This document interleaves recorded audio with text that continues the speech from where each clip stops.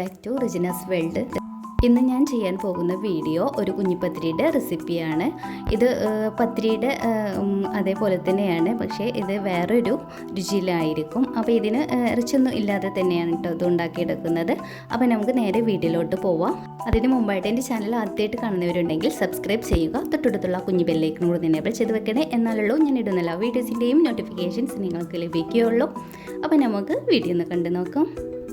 അപ്പോൾ ഇതാ ഗ്യാസിലൊരു കടായി വെച്ചിട്ടുണ്ട്. ഇനി ഇതിലോട്ട് 1.25 കപ്പ് വെള്ളം ഒഴിച്ച് കൊടുക്കാം.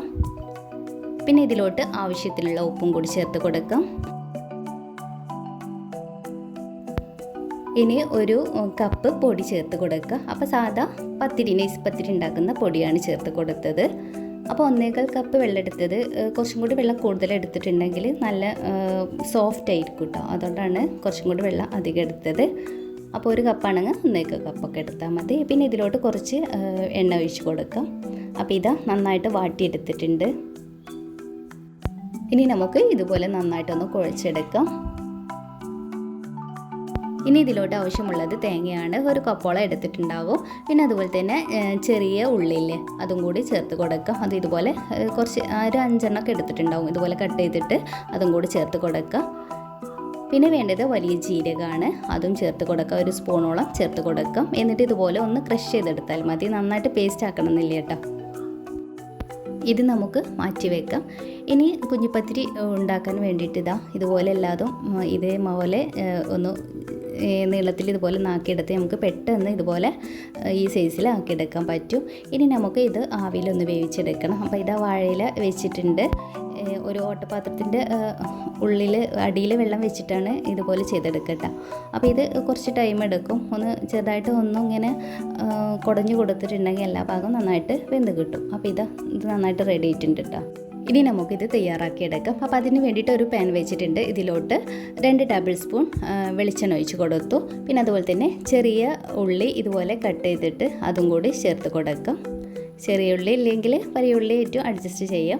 പിന്നെ കുറച്ച് കറിവേപ്പിലയും കൂടി ചേർത്ത് കൊടുക്കാം. ഇതൊന്ന് നന്നായിട്ട് വാടിയതിന് ശേഷം നമുക്ക് ഇതിലോട്ട് മാറ്റി വെച്ച ക്രഷ് ചെയ്ത് വെച്ച തേങ്ങ ചേർത്ത് കൊടുക്കാം.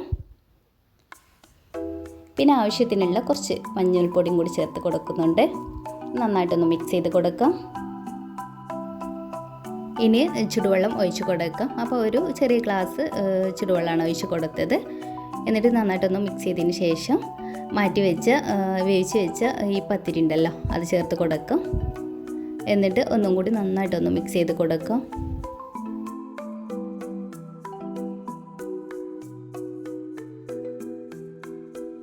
ഒരു 2 മിനിറ്റ് മൂടി വെച്ചിട്ട് ഇതുപോലെ ഒന്ന് കുക്ക് ചെയ്തെടുക്കാം. അപ്പോൾ നമ്മുടെ ഈസി ആയിട്ടുള്ള കുഞ്ഞിപ്പത്തിരി ഇവിടെ റെഡി ആയിട്ടുണ്ട്. സിമ്പിളാണ്, ടേസ്റ്റിയാണ്.